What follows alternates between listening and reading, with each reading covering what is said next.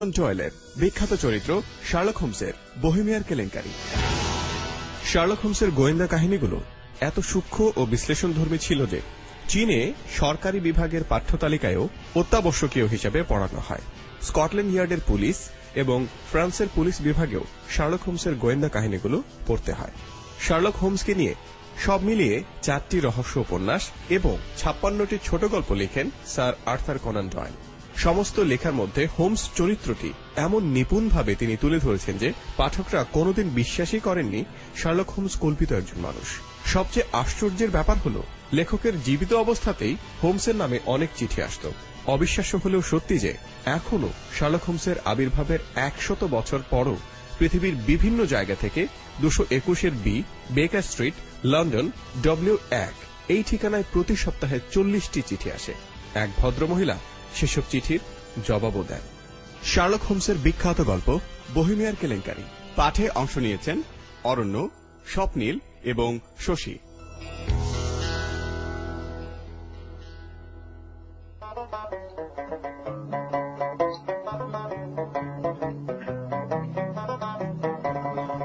Well, in the merry month of May, now from me home I started, left the girls and two, and nearly broken hearted, saluted father dear, kissed me darling mother, drank a pint of beer, me grief and tears was smothered enough to reap the corn and leaf, for I was born, got a stout McLeod, a banished ghost, and goblets, a brand new pair of brogues to rot the love of the bogs and frighten. বিয়ে করার পর থেকে doctor Watson হোমসের বেকার স্ট্রিটের বাড়িতে খুবই কম আসেন।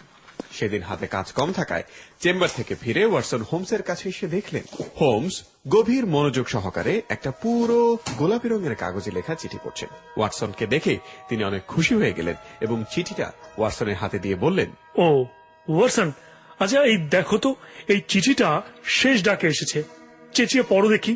চিঠিতে কোনো তারিখ ছিল না, কারো সিগনেচার কিংবা ঠিকানাও ছিল না, শুধু লেখা ছিল, শোনেন, আজ রাত 8:15 একজন ভদ্রলোক আপনার সাথে দেখা করবে। তিনি একটা অত্যন্ত জটিল বিষয়ে আপনার সাথে পরামর্শ করতে ইচ্ছুক। সম্প্রতি আপনি ইউরোপের কোন এক রাজ পরিবারের যে বিষয়টি মীমাংসা করেছেন তার গুরুত্ব প্রশংসার অপেক্ষা রাখে না, এবং তেমন কাজ দিয়েও আপনার উপর নিশ্চিন্তে বিশ্বাস করা যায়। সব জায়গায় আপনার সম্পর্কে ওরকমই ধারণা পোষণ করা হয়।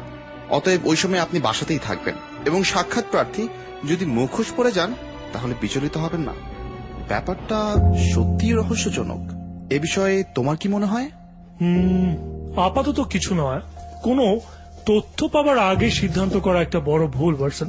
তথ্যের সাহায্যে কল্পনা শক্তিকে চালিত না করে কল্পনার দ্বারা তথ্যকে বিকৃত করা মানুষের খুব সাধারণ একটা স্বভাব। এখন চিঠিটা দেখে তোমার কি মনে হলো তাই বলো ওয়াটসন। পত্রলেখক কিন্তু অনেক বিত্তবান। আজ ক্রাউনের কমে এরকম চিঠি পাওয়াই যাবে না।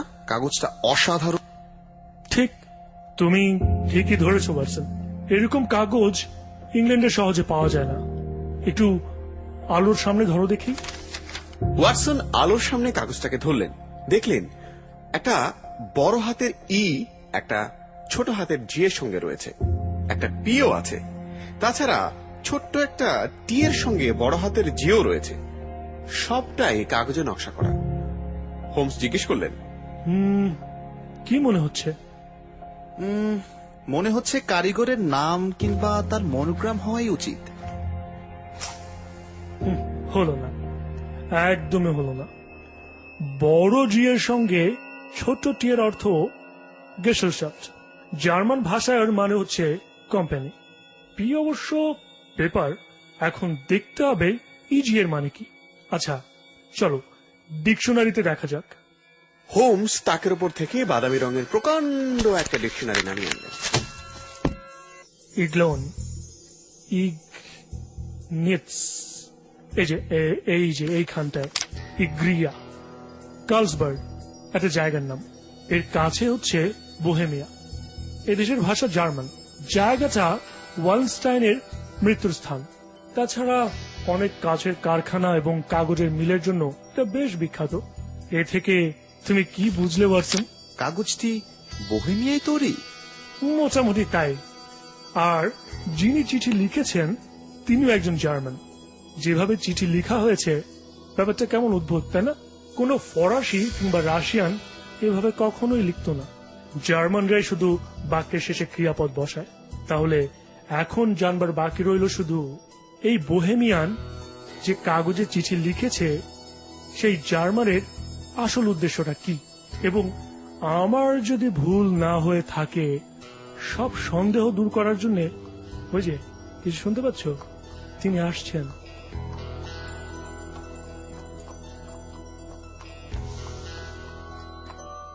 হোমসের কথা শেষ হবার সঙ্গে সঙ্গে ঘোড়ার খুরের শব্দ শোনা গেল এবং সেই সঙ্গে গাড়ির চাকার শব্দ ভেসে এলো। হোমস ফিসফিস করে ওয়াটসনকে বললেন, শব্দ শুনে মনে হচ্ছে ঘোড়া গাড়ি। হোমস এবার জানালা দিয়ে উঁকি মেরে দেখলেন, তারপর বললেন, ঠিক, একদমই ঠিক, চমৎকার একটা ঘোড়ার গাড়ি আর একজন সুন্দর ঘোড়া। এক একটার দাম অন্তত পক্ষে 150 গিনি হবে। ওয়াটসন, আর কিছু থাক বা না থাক, এ মামলা বুঝতে পারছো, টাকা আছে। আমি তাহলে কেটে পড়ছি। তাও হচ্ছে না ডাক্তার, সাথে একজন সাক্ষী না থাকলে সবটাই তো নষ্ট হয়ে যাবে। তাছাড়া আমার কাছে মামলাটা বেশ আকর্ষণীয় মনে হচ্ছে। অস্কালে শেষ পর্যন্ত তোমাকে আফসোস করতে হবে ডাক্তার। কিন্তু তোমার মক্কেল? সেজন্য তুমি ভেবো না, আমার জন্য তোমার হেল্পটা খুবই জরুরি। তারও হয়তো প্রয়োজন হতে পারে তোমাকে। খুব মন দিয়ে মামলাটা শুনবে। দরজায় সজোরে টোকার আওয়াজ শুনে হোমস বললেন, ভেতরে আসুন।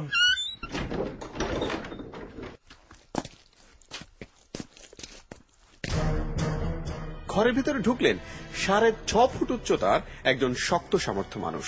তার পোশাক অত্যন্ত দামি হলেও এত বেশি চটকদার যে ইংল্যান্ডে তা একেবারেই মানানসই নয়। তার ডবল ব্রেস্ট কোটের হাতায় এবং সামনের কলারে পুরো চওড়া চামড়া দেয়া, কাঁধের উপরে নীল রঙের ক্লোক এবং লাইনিংগুলি আগুন রঙের সিল্কে, কাঁধে একটি ব্রোচ সেগুলিকে আটকে রেখেছে। ব্রোচটিতে দামি ফিরোজা পাথর ঝকমক করছে। পায়ের মাঝামাঝি পর্যন্ত বুট, তার ডগা বাদামি রঙের ফারে মোড়া। মোট কথা সব মিলিয়ে ঐশ্বর্যের একটা বন্য শোভা প্রকট হয়ে উঠেছে। তার হাতে চওড়া পাড়ওয়ালা একটা হ্যাট এবং আধখানা মুখ ঢেকে আছে একটা কালো মুখোশ। মনে হলো ঘরে ঢোকার একটু আগেই তিনি মুখোশটা লাগিয়েছেন। মুখের অনাবৃত নিম্নভাগ ব্যক্তিত্ব ব্যঞ্জক। পুরো 2 ঠোঁট, লম্বা সোজা চিবকের দৃঢ়তা এবং একগুঁয়েমির ছাপ অত্যন্ত স্পষ্ট। কর্কশ স্বরে জার্মান উচ্চারণে তিনি বললেন, আমার চিঠি পেয়েছিলেন, আমি যে লিখেছিলাম দেখা করতে আসব। ভদ্রলোক হোমস এবং ওয়াটসনের দুজনের দিকেই পর্যায়ক্রমে দেখলেন এবং সম্ভবত কাকে লক্ষ্য করে কথাটা বলবেন তা স্থির করতে পারছিলেন না। জি, আপনার চিঠি পেয়েছি। অনুগ্রহ করে আপনি বসুন। আর ইনি হচ্ছেন আমার বন্ধু এবং সহকর্মী ডাক্তার ওয়াটসন। অনেক ব্যাপারে উনি আমাকে সাহায্য করেন, কিন্তু আমার কার সঙ্গে কথা বলার সৌভাগ্য হচ্ছে তা কি দয়া করে বলবেন? আমাকে কাউন্ট ফন ক্র্যাম বলে ডাকতে পারেন। আমি বোহেমিয়ার একজন সম্ভ্রান্ত ব্যক্তি। আশা করি আপনার এই বন্ধুটিকে কোনো নিতান্ত গুরুতর বিষয়ে বিশ্বাস করা চলে। ইনি নিশ্চয়ই একজন অত্যন্ত ভদ্রলোক, কি বলেন? ওয়াটসন চলে যাবার জন্য উঠে দাঁড়ালেন, কিন্তু হোমস ওয়াটসনের কবজি ধরে টেনে আবার চেয়ারে বসিয়ে দিয়ে বললেন, যা আমাকে বলা চলে এর সামনেও আপনি বলতে পারেন। হয় দুজনেই শুনবো, নয়তো কেউই নয়। তাহলে আপনারা কথা দিন যে অন্তত 2 বছরের জন্য কথাটা গোপন রাখবেন। এরপরে অবশ্য এর আর কোনো গুরুত্ব থাকবে না, কিন্তু বর্তমানে এর গুরুত্ব এত বেশি যে সমস্ত ইউরোপের ইতিহাসের উপর প্রভাব বিস্তার করতে পারে। আমি একটুও বাড়িয়ে বলছি না। হোমস কথা দেওয়ার পর কাউন্ট শুরু করলেন এবং প্রথমেই বললেন, এই মুখোশের জন্য কিছু মনে করবেন না। যে সম্মানিত ব্যক্তিটি আমাকে দূত রূপে আপনাদের কাছে পাঠিয়েছেন, তিনি চান না যে আমার পরিচয়টা আপনাদের কাছে প্রকাশ হোক, এবং এটা স্বীকার করা ভালো যে আপনাদের কাছে আমার সঠিক পরিচয় আমি দিইনি। তা আমি যথেষ্টই বুঝতে পারছি।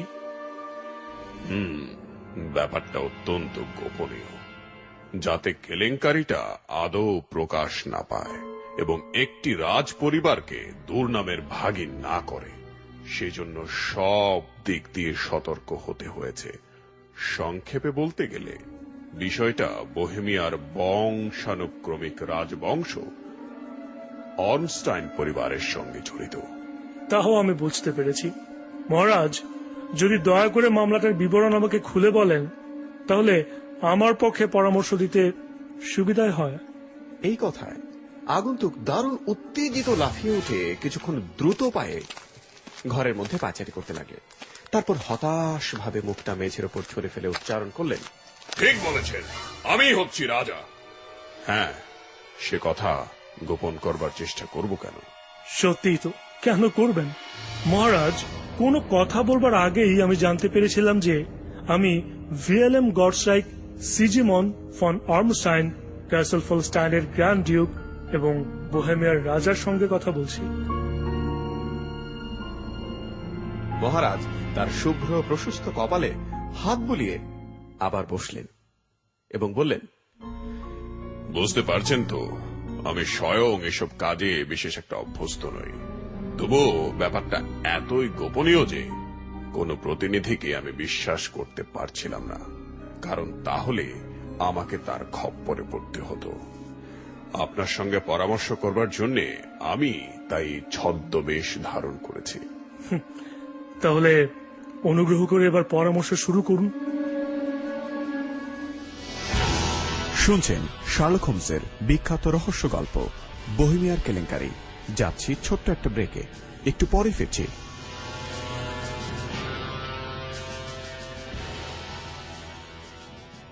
Thursday Night Saga.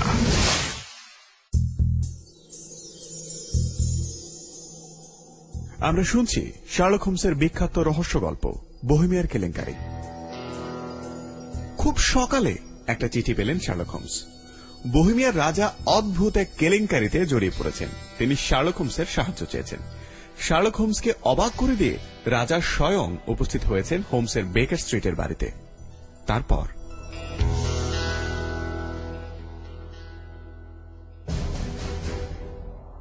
প্রায় 5 বছর আগে আমি দীর্ঘদিন ভার্সাই নগরীতে ছিলাম। তখন প্রসিদ্ধ অভিনেত্রী আইরিন অ্যাডলাফের সঙ্গে আমার পরিচয় হয়।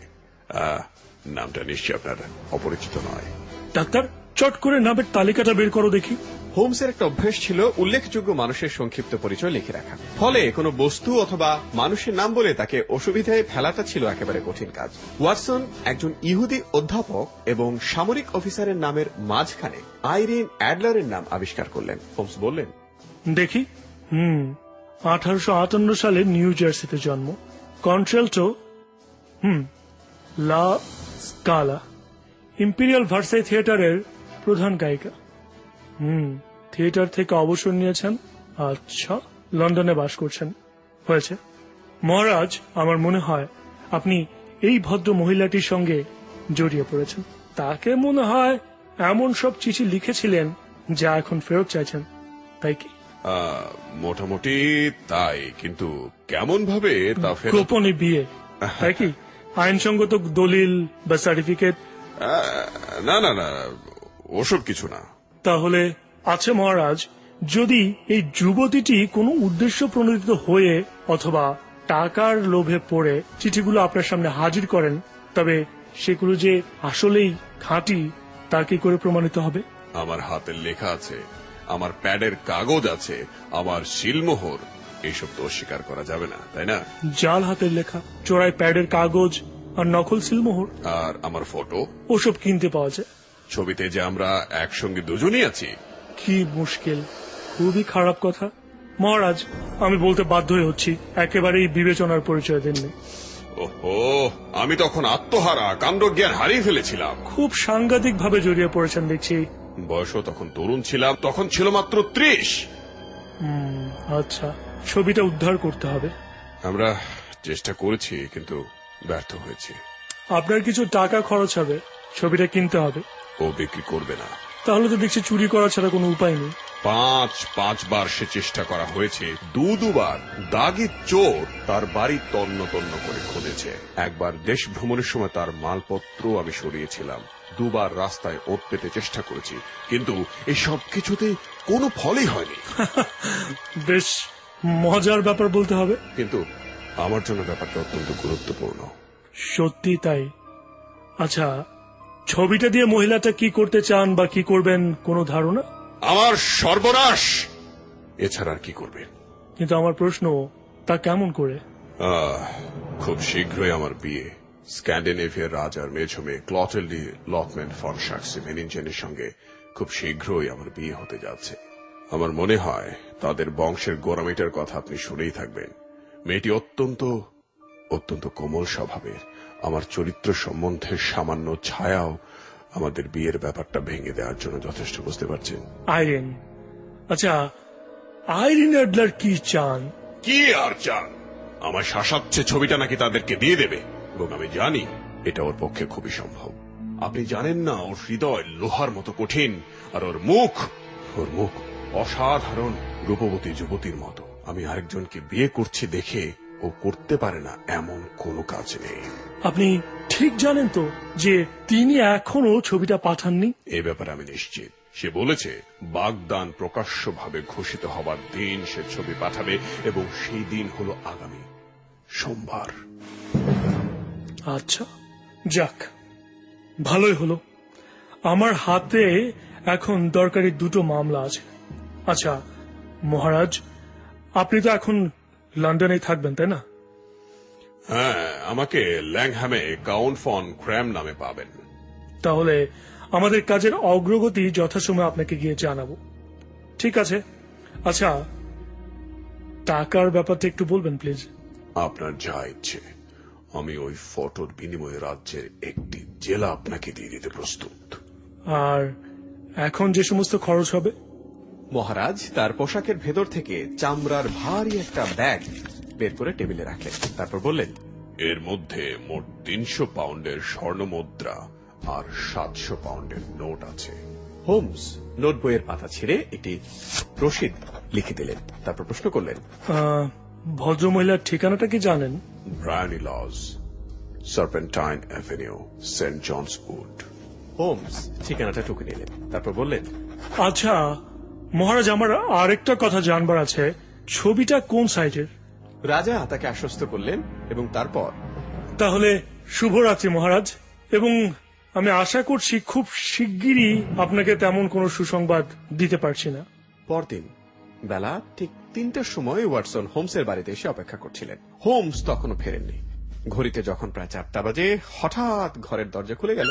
একজন ময়লা পোশাক পরা কুৎসিত চেহারার একজন লোক ঘরে প্রবেশ করলেন। তার মুখ দাড়ি আর গোফে ভরা, টকটকে রাঙা, অনেকটা মাতালের মতোই ভাবভঙ্গি। তার বন্ধুর ছদ্মবেশ ধারণের আশ্চর্য ক্ষমতার সঙ্গে পরিচয় থাকলেও প্রায় 3 বার তাকাবার পর তিনি বুঝতে পারলেন যে তিনি স্বয়ং। মাথা নত করে তাকে অভিবাদন জানিয়ে তিনি শয়নকক্ষে অদৃশ্য হলেন। 5 মিনিট পর যখন আবার বের হয়ে এলেন, তখন তিনি আগের মতোই স্যুট পরা একজন ভদ্রলোক। পকেটে হাত ঢুকিয়ে আগুনের দিকে পা বাড়িয়ে দিয়ে অনেকক্ষণ ধরে প্রাণ খুলে হাসতে লাগলেন। হাসতে হাসতে তার দম বন্ধ হবার জোগাড় হলো। শেষ পর্যন্ত চেয়ারে গা এলিয়ে দিলেন এবং নিজেকে সংযত করে তারপরে বলতে শুরু করলেন, আজ সকাল 8টার পরে সহিসের সাজ পরে বাড়ি থেকে বের হয়েছি। সহিস আর গারোয়ানদের পরস্পরের আশ্চর্য টান আর সহানুভূতি যে কতখানি, তা তুমি ওদের সঙ্গে না মিশলে কিছুতেই জানতে পারবে না। ব্রাউনি লজ চটপট খুঁজে পেয়ে গেলাম, বুঝলে। ছোট্ট বাড়ি, পেছনে বাগানও আছে, কিন্তু একেবারে রাস্তার উপর পর্যন্ত দোতলা। দরজায় তালা ঝুলছে। ডান দিকে সুসজ্জিত বৈঠকখানা।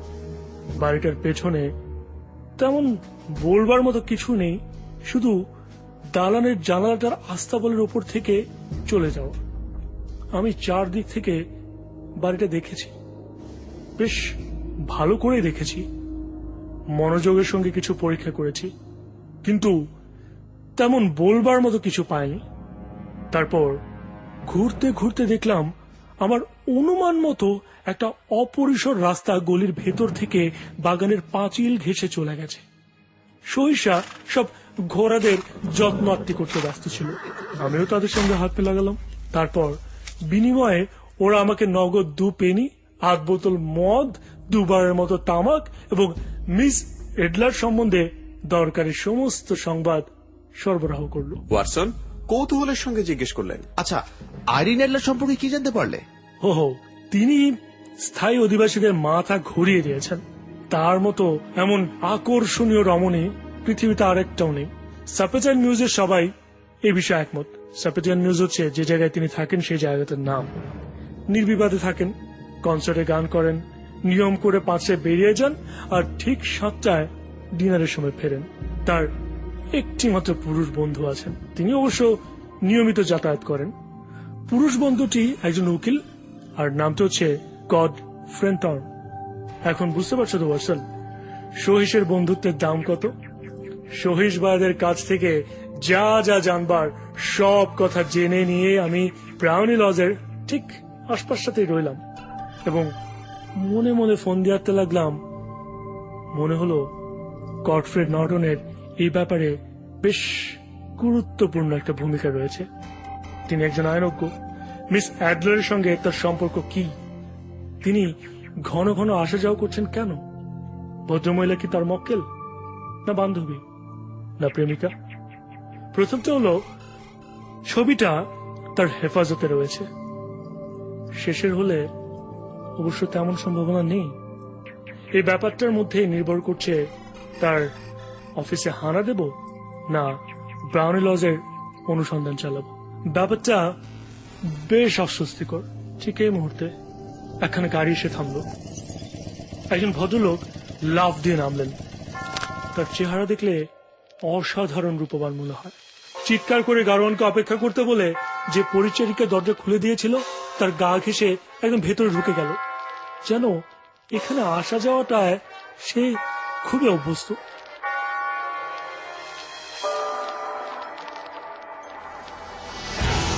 শুনছেন শার্লক হোমসের বিখ্যাত রহস্য গল্প বোহেমিয়ার কেলেঙ্কারি। যাচ্ছি ছোট্ট একটা ব্রেকে, একটু পরে ফিরছি।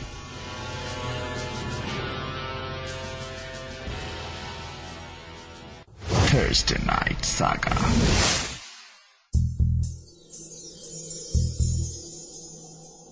আমরা শুনছি শার্লক হোমসের বিখ্যাত রহস্য গল্প বোহেমিয়ার কেলেঙ্কারি। বোহেমিয়ার রাজা অদ্ভুত এক কেলেঙ্কারিতে জড়িয়ে পড়েছেন। একদিন সকালে হোমসকে অবাক করে দিয়ে হোমসের বেকার স্ট্রিটের বাড়িতে উপস্থিত স্বয়ং রাজা। প্রসিদ্ধ অভিনেত্রী আইরিন অ্যাডলারের সাথে জড়িয়ে পড়া রাজা উদ্ধার পেতে চান অপ্রীতিকর কিছু ব্যাপার থেকে। শার্লক হোমস কথা দিয়েছেন রাজাকে বিপদ থেকে উদ্ধার করবেন এবং কথা মতো নেমে পড়লেন মাঠে। তারপর ঘটতে থাকল অদ্ভুত সব ঘটনা।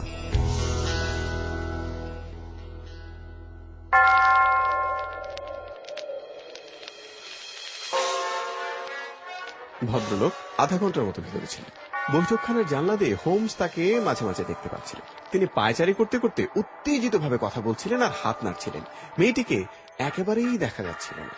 ভদ্রলোক খুব দ্রুত গাড়ির কাছে গিয়ে অনেক রাগান্বিত ভাবে তার সোনার ঘড়িটা বারবার বের করে দেখলেন। তারপর চেঁচিয়ে বললেন, জোরসে চালাও, আগে রিজেন্ট স্ট্রিটের গ্রস এন্ড হ্যাস্কির ওখানে, তারপর এজওয়ার রোডে সেন্ট মনিকা গির্জায় যাব। যদি 20 মিনিটে কাজ সারতে পারো তাহলে আধ গিনি বকশিস পাবে। গাড়িটা চলে যাবার পর হোমস ভাবছিলেন অনুসরণ করা ঠিক হবে কিনা। এমন সময় ঝকঝকে একটি ঘোড়ার গাড়ি সেখানে এসে থামল। কোচম্যানের কোটটার বোতাম আধখানা লাগানো, গলা বন্ধনী কানের নিচ পর্যন্ত ঝুলছে। ঘোড়ার সাজের ডগাগুলো বকলেস থেকে বেরিয়ে এসেছে। গাড়িটা পুরো থামবার আগেই হলগড় থেকে একজন মহিলা বেরিয়ে এলেন। তার মুখের খানিকটা নজরে এলো। এমন একখানা সুন্দর মুখের জন্য লোক প্রায় প্রাণ পর্যন্ত দিতে পারে। তখন তিনি চিৎকার করে বললেন, সেন্ট মনিকার গির্জায় চলো জন, যদি 20 মিনিটে যেতে পারো তাহলে আধ পাউন্ড পাবে। হোমস বললেন, ওয়াটসন, এমন চমৎকার সুযোগ ছাড়া উচিত নয়। আমি একটু ইতস্তত করছি গাড়িটার পেছনে দৌড় লাগাবো কিনা, ওর গাড়ির পেছনে গিয়ে চড়ে বসবো কিনা। ঠিক এমন সময় একটা গাড়ি রাস্তায় এসে থামল।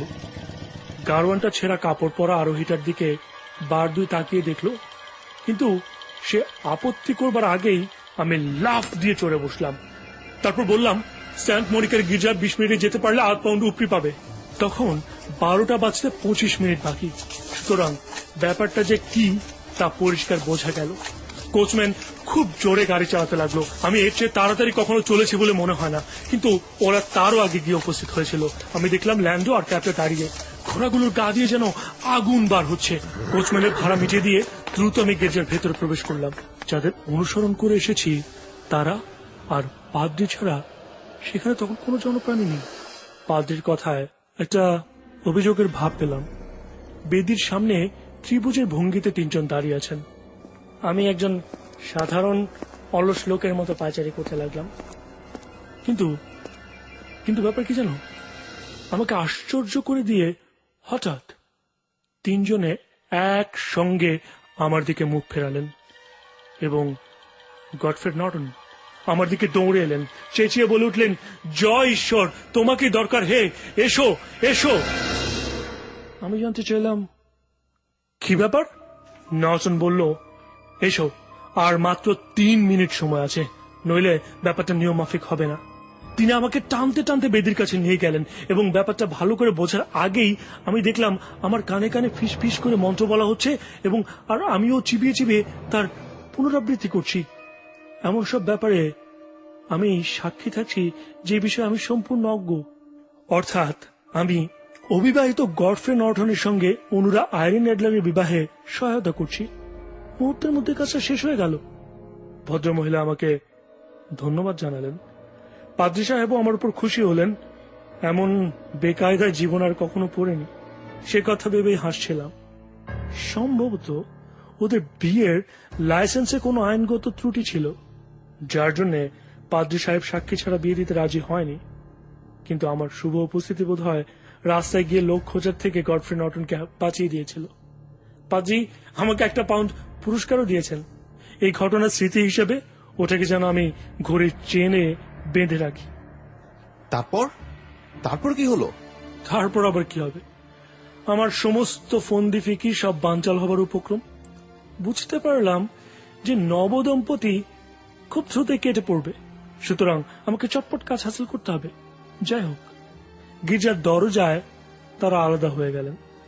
বর নিজের অফিসে আর কনে নিজের বাড়িতে। যাবার আগে বললেন, রোজকার মতো আজ বিকেলও আমি গাড়ি করে পার্কে যাব।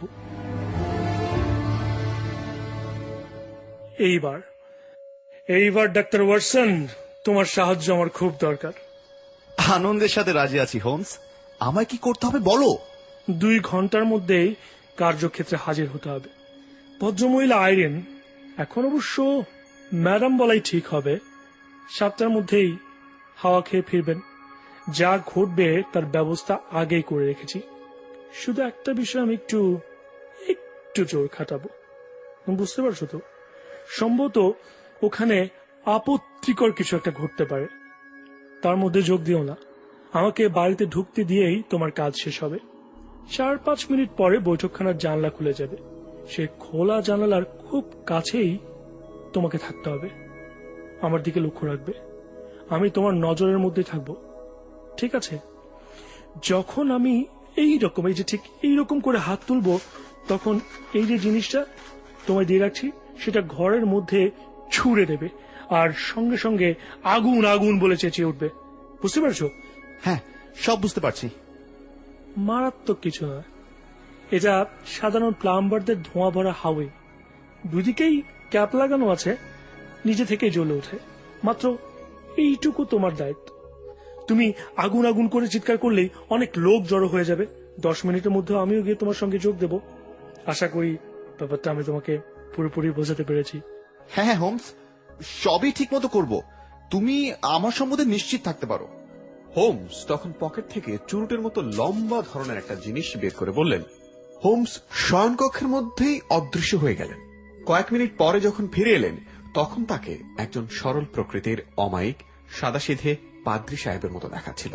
তার চওড়া কালো টুপি, ঢিলে প্যান্ট, সাদা গলা বন্ধনী, সহানুভূতিপূর্ণ চোখের দৃষ্টি এবং বন্ধুভাবাপন্ন কৌতূহলী হাসি এমন চমৎকার খাপ খেয়ে গিয়েছিল যে একমাত্র জন হেয়ারের পক্ষেই সমানভাবে ফোটানো সম্ভব।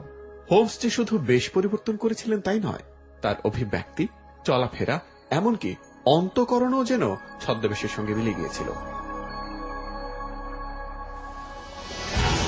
শুনছেন শার্লক হোমসের বিখ্যাত রহস্য গল্প বোহেমিয়ার কেলেঙ্কারি। যাচ্ছি ছোট্ট একটা ব্রেকে, একটু পরে ফিরছি।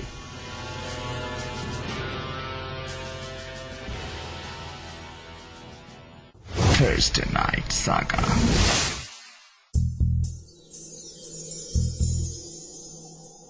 আমরা শুনছি শার্লক হোমসের বিখ্যাত রহস্য গল্প বোহেমিয়ার কেলেঙ্কারি। বোহেমিয়ার রাজা অদ্ভুত এক কেলেঙ্কারিতে জড়িয়ে পড়েছেন। একদিন সকালে হোমসকে অবাক করে দিয়ে হোমসের বেকার স্ট্রিটের বাড়িতে উপস্থিত স্বয়ং রাজা। প্রসিদ্ধ অভিনেত্রী আইরিন অ্যাডলারের সাথে জড়িয়ে পড়া রাজা উদ্ধার পেতে চান অপ্রীতিকর কিছু ব্যাপার থেকে। শার্লক হোমস কথা দিয়েছেন রাজাকে বিপদ থেকে উদ্ধার করবেন এবং কথা মতো নেমে পড়লেন মাঠে। তারপর ঘটতে থাকল অদ্ভুত সব ঘটনা। এদিকে প্রসিদ্ধ অভিনেত্রী আইরিন অ্যাডলারের কাছে রয়ে গেছে বোহেমিয়ার রাজার কিছু ছবি, যার সাথে প্রেমের সম্পর্কে জড়িয়ে পড়েছিলেন রাজা। রাজা সেই ছবি ফেরত পেতে সাহায্য চান শার্লক হোমসের। শার্লক হোমস দুর্ধর্ষ সব প্ল্যান করতে লাগলেন সেই ছবি উদ্ধারের জন্য। ছদ্মবেশে বেরিয়ে পড়লেন হোমস, সামনে কঠিন বিপদ জেনেও। তারপর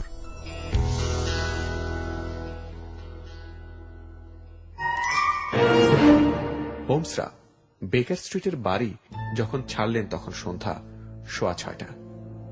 সার্পেন্টাইন এভিনিউতে ওরা যখন পৌঁছলেন তখন 7:30 বাজতে 10 মিনিট বাকি। ব্রায়ানি লজের সামনে গৃহকর্ত্রীর ফেরার অপেক্ষায় ওরা পায়চারি করছিলেন। ততক্ষণে অন্ধকার নেমে এসেছে এবং রাস্তায় ল্যাম্প পোস্টের আলো জ্বলে উঠেছে। বাড়ির সামনে আর একটু অগ্রসর হয়ে হোমস ওয়াটসনকে বললেন, বুঝলে ওয়াটসন, এই বিয়ের ফলে বিষয়টা বেশ সহজ হয়ে উঠেছে। ফটোগ্রাফটা এখন দুফালা ছুরির মতো দুদিকে কাটবে। ওটা যাতে মিস্টার গডফ্রে নর্টনের নজরে না পড়ে সেদিকে যেমন তিনি লক্ষ্য রাখবেন, তেমনি আমাদের মক্কেল চাইবেন না রাজকুমারের কাছে ওটা যাতে আসে। প্রশ্ন হচ্ছে এখন ছবিটা কোথায় লুকোনো আছে। ওয়াটসন জিজ্ঞেস করলেন, আচ্ছা, কোথায় হতে পারে বলে তোমার মনে হয়? ওটা নিশ্চয়ই ওরা সঙ্গে নিয়ে বেড়াচ্ছে না। মেয়েদের পোশাকের ভেতরে এত বড় সাইজের একটা ছবি লুকোনো বেশ শক্ত কাজ। তাছাড়া তিনি জানেন যে রাজা তাকে বন্দি করে দেহ তল্লাশিও করতে পারেন। এরকম চেষ্টা আগেবার 2 হয়েছেও।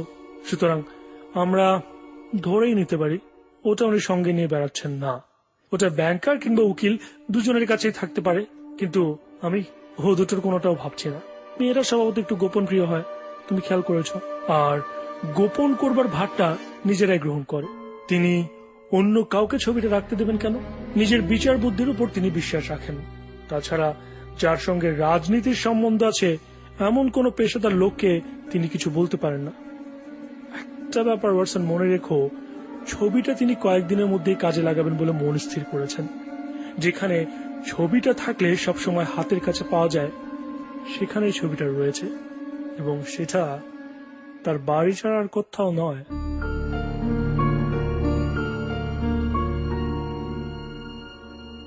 আচ্ছা, কি করে ছবিটা খুঁজবে তুমি? যাতে উনি ছবিটা দেখাতে বাধ্য হন সে ব্যবস্থাই করব। বুঝি ভদ্রমহিলা আসছেন। এবার অক্ষরে অক্ষরে তুমি আমার নির্দেশ পালন করার জন্য প্রস্তুত হও ওয়াটসন। হোমসের কথা শেষ হতেই রাস্তার বাঁকে এক ঝলক আলো দেখা গেল। ব্রায়ানি লজের সামনে ল্যান্ডো এসে দাঁড়ালো। গাড়িটা থামবার সঙ্গে সঙ্গে জটলা থেকে নিম্ন শ্রেণীর একজন লোক দৌড়ে এসে দরজা খুলে দিয়ে কিছু রোজগারের আশায় হাত পাতল। কিন্তু সেই একই অভিপ্রায়ে আসা আরেকজন লোক তাকে কোনোয়ের গুঁতো দিয়ে সরিয়ে দিল। বেঁধে গেল ভীষণ ঝগড়া, ঘুষোঘুষি চলল। ভদ্রমহিলা গাড়ি থেকে নামতেই উত্তেজিত একদল লোক তাকে এসে ঘিরে ধরল। তারপর লাঠি আর ঘুষির হিংস্র যুদ্ধ, তুমুল ধস্তাধস্তি শুরু হলো। ভদ্রমহিলাকে রক্ষা করবার জন্য হোমস বিদ্যুৎ বেগে ভিড়ের মধ্যে ঢুকে পড়লেন। কিন্তু কাছাকাছি এসে তিনি কাতর আর্তনাদ করে লুটিয়ে পড়লেন। তার মুখ থেকে রক্তের ধারা ছড়তে লাগলো। তার পতনের সঙ্গে সঙ্গে প্রহরী দুজন একদিকে সরে পড়ল। ভদ্রমহিলা এই ফাঁকে দ্রুত পায়ে সিঁড়ি দিয়ে উপরে উঠে গেলেন। তিনি উপরে উঠে আবার নিচে নেমে এলেন এবং জিজ্ঞেস করলেন। এর উত্তরে অনেকেই একসঙ্গে বললেন, খতম হয়ে গেছে। একজন অসৎ ব্যক্তি চেঁচে উঠলেন, এখনো প্রাণ আছে বটে, তবে হাসপাতালে নিয়ে যেতে যেতেই মনে হয় শেষ হয়ে যাবে। শ্রীমতীর একজন পরিচালিকা, ভদ্রমহিলার একজন সহযোগী উঠে আসলেন। ভদ্রমহিলার একজন কাজের লোক বললেন, ইনি কিন্তু খুব ভদ্রলোক, ইনি না থাকলে এতক্ষণে দিদির ব্যাগ আর ঘড়ি হাওয়া হয়ে যেত। ভদ্রমহিলা হুকুম দিলেন, ওকে বৈঠকখানায় নিয়ে এসো। ভিতরে একটা নরম সোফা আছে, ওকে রাস্তায় রাখা চলবে না। ধীরে ধীরে হোমসকে ব্রায়ানি লজের ঘরটার দিকে নিয়ে যাওয়া হলো। বড় জানলার বাইরে থেকে ওয়াটসন সব লক্ষ্য করছিলেন। ঘরে আলো জ্বলল, কিন্তু জানলার পর্দাটা টেনে দেওয়া হলো না। ফলে শুয়ে থাকা হোমসকে দেখতে কোনো অসুবিধাই হলো না। রূপবতী তরুণী অত্যন্ত দরদ ও সহানুভূতির সঙ্গে হোমসের সেবা করতে লাগলেন। ওয়াটসন অ্যালেস্টারের পকেট থেকে ধোঁয়ার হাউইটা বার করলেন। এদিকে হোমস সোফার উপরে উঠে বসেছেন। মনে হলো হাওয়ার অভাবে তার কষ্ট হচ্ছে। একজন কাজের লোক তাড়াতাড়ি গিয়ে জানলাটা খুলে দিল। সেই মুহূর্তে দেখলেন হোমস হাত উঁচু করে তুলেছেন। সংকেত পাওয়া মাত্র কাল বিলম্ব না করে হাউইটা ঘরের মেঝে ছুড়ে দিলেন এবং আগুন আগুন বলে চিৎকার করতে লাগলেন ওয়াটসন। ওয়াটসনের মুখ থেকে চিৎকার শোনা যেতেই পথের ইতর, ভদ্র, সাহসী পরিচালিকা সব একযোগে আগুন আগুন বলে চিৎকার করতে লাগলো। ঘরের মেঝে থেকে ধোঁয়ার কুণ্ডুলি জানলা দিয়ে হু হু করে বেরিয়ে আসতে লাগলো। দেখা গেল কয়েকজন পালাচ্ছেও। তারপর হোমসের আশ্বাসবাণী শোনা গেল যে অনর্থক ভয় দেখানো ছাড়া ব্যাপারটার কিছুই নয়। মানুষের ভিড় এড়িয়ে একটা নির্দিষ্ট কোণে ওয়াটসন দাঁড়িয়ে অপেক্ষা করতে লাগলেন। 10 মিনিটের মধ্যে হোমস এসে ওয়াটসনের হাত ধরে বললেন, চলো চলো, এখানে আর এক মুহূর্ত অপেক্ষা করা যাবে না। হোমস জোরে পা চালিয়ে দিলেন। ওয়াটসনও তাকে অনুসরণ করে এজওয়ার রোডে এসে পৌঁছলেন। চমৎকার হয়েছে ডাক্তার, তুমি সবই ঠিক ঠিক করেছো। ওয়াটসন জিজ্ঞেস করলেন, তাহলে তুমি ফটোগ্রাফটা পেয়েছো না? না, তবে কোথায় আছে সেটা জানতে পেরেছি। আগুনের চিৎকারটা তোমার দারুণ হয়েছিল। ওরকম আওয়াজ আর ধোঁয়ার কুণ্ডলী একজন খুব স্নায়ু যাদের কঠিন সেরকম লোককেও কাঁপিয়ে দেওয়ার পক্ষে যথেষ্ট। ভদ্রমহিলার উপরের প্রতিক্রিয়া খুবই ভালো ছিল। ঘন্টার দড়ির ঠিক ওপরে একটা আলগা তক্তার পেছনে একটা ছোট খাঁজে ছিল ছবিটা। তিনি গিয়ে আধখানা ফ্রেম টেনে সেটা বার করলেন। আমি এক নজর সেটা দেখতে পেলাম। যখন আমি বললাম যে ওটা মিথ্যে চিৎকার, উনি সেটা রেখে দিলেন। তারপর হাউইটার দিকে চেয়ে দ্রুত সেই ঘর থেকে বের হয়ে গেলেন। আমি এরপর তাকে আর দেখিনি। এরপর আমি নানা রকম অজুহাত দেখিয়ে আস্তে সটকে পড়লাম। একটু ধন্দের মধ্যে পড়েছিলাম, এটা ঠিক। ভাবছিলাম তখনই ছবিটা হাত সাফাই করবো কিনা, কিন্তু কোচম্যানটা ভেতরে ঢুকে এমন তীক্ষ্ণ দৃষ্টিতে আমাকে দেখতে লাগলো যে অপেক্ষা করাটাই নিরাপদ মনে হলো। বেশি ব্যস্ততা দেখালে সবকিছুই নষ্ট হয়ে যেতে পারে। তারপর আর কি, আমার অনুসন্ধান পর্ব শেষ হয়েছে। আগামীকাল মহারাজকে নিয়ে আসব। ইচ্ছে করলে তুমিও আসতে পারো। সম্ভবত আমাদের বসার ঘরে তোমাকে অপেক্ষা করতে হবে। ভদ্রমহিলা এসে দেখবেন আমরা নেই, ছবিটাও নেই। নিজের হাতে ছবিটা উদ্ধার করতে পারলে মহারাজ নিশ্চয়ই পুলকিত হবেন। আচ্ছা, কখন আসবো তাহলে? সকাল 8টার সময়। ভদ্রমহিলা অত ভোরে নিশ্চয়ই শয্যা ত্যাগ করবেন না। বিনা বাধায় কাজ হাসিল করার সুযোগ মিলবে। অবশ্য খুব চটপট কাজ সারতে হবে। বিয়ের পর ভদ্রমহিলার অভ্যাসের পরিবর্তন ঘটলেও ঘটতে পারে। আমি আর দেরি না করে রাজাকে এক্ষুনি লিখে জানাচ্ছি। বেকার স্ট্রিটের বাড়ির দরজার সামনে এসে দাঁড়াতেই হোমস চাবি বের করার জন্য পকেটে হাত দিলেন। হঠাৎ পাশ থেকে শোনা গেল, শুভরাত্রি মিস্টার শার্লক হোমস। সেই সময়ের ফুটপাত লোকজনে ভর্তি ছিল, কিন্তু মনে হলো আলেস্টারধারী একজন রোগা ছোকরার কাছ থেকে তিনি এই অভিবাদনটা পেয়েছেন। অত্যন্ত দ্রুত পায়ে সে যেন তাদের পাশ কাটিয়ে চলে গেল। অল্প আলোকিত রাজপথের দিকে তীক্ষ্ণ দৃষ্টিতে চেয়ে হোমস মন্তব্য করলেন, পরিচিত কণ্ঠস্বর, কিন্তু আশ্চর্য হচ্ছি যে লোকটা কে হতে পারে। সেই রাতটা ওয়াটসন হোমসের বেকার স্ট্রিটের বাড়িতে কাটালেন। পরদিন ভোরবেলায় যখন টোস্ট আর কফি নিয়ে বসেছেন হোমসরা, এমন সময় বোহেমিয়ার রাজা খুব দ্রুত বেগে প্রবেশ করলেন এবং বললেন, ওটা পাওয়া গেছে? এখনো পাইনি, তবে পাওয়ার আশা আছে। চলুন বেরিয়ে পড়ি। গাড়ি ব্রাউনি লজের দিকে রওনা হলো। এরপর গাড়ি ব্রাউনি লজের দিকে রওনা হলো। যেতে যেতে হোমস বললেন, আচ্ছা, ভালো কথা, আইরিন অ্যাডলারের বিয়ে হয়ে গিয়েছে। বিয়ে? কবে? গতকাল। কিন্তু পাত্রটিকে? তার নাম নর্টন ব্রিটিশ আদালতের উকিল। আইরিন তো তাকে ভালোবাসতে পারে না। আশা করছি তিনি ভালোবাসেন। এমন আশা করার কারণ? খুবই সহজ। কারণটা হলো এই, মহারাজ, এর ফলে আপনি অনেক আশঙ্কার হাত থেকে রক্ষা পাবেন।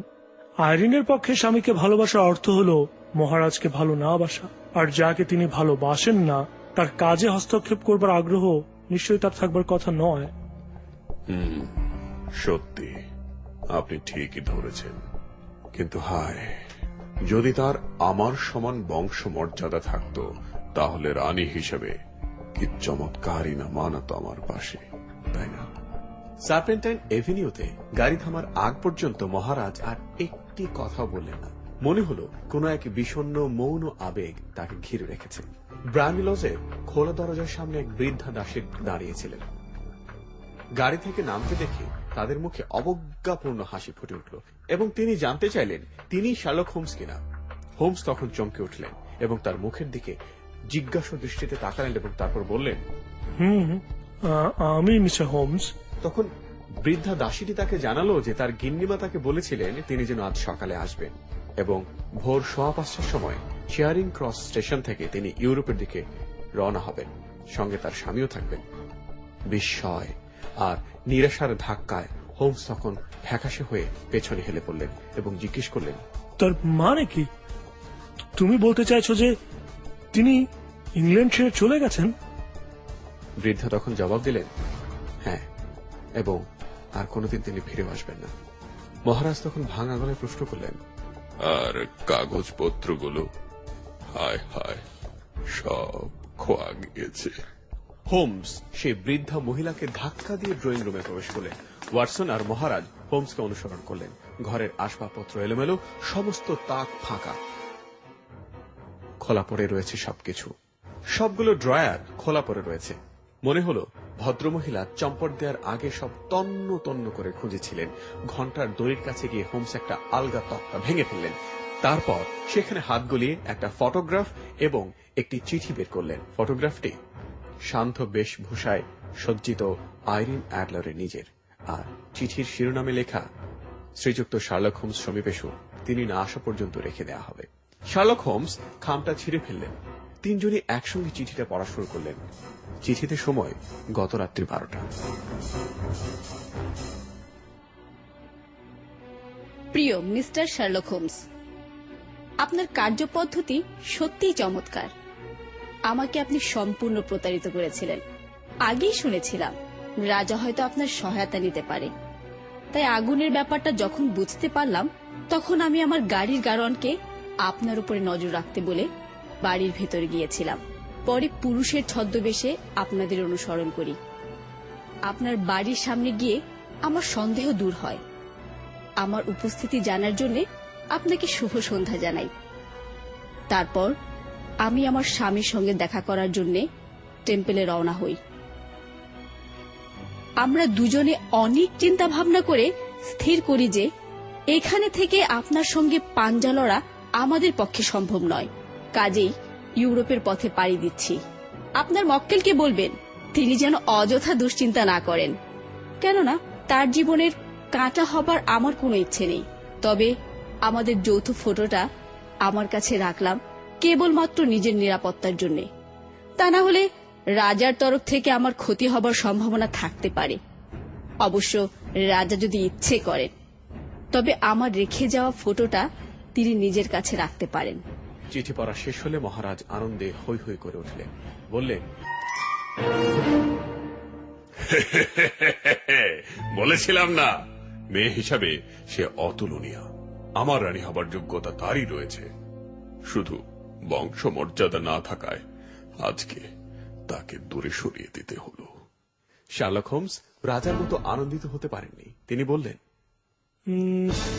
না, মামলাটার পরিণতি আরো ভালো হওয়া উচিত ছিল। মহারাজ শার্লক হোমসকে থামিয়ে দিয়ে বললেন, আইরিন অ্যাডলারকে আমি চিনি। ওর কথার কোনো নড়চড় হয় না। ও যে কথা দিয়েছে তা শেষ জীবন পর্যন্ত রক্ষা করবে।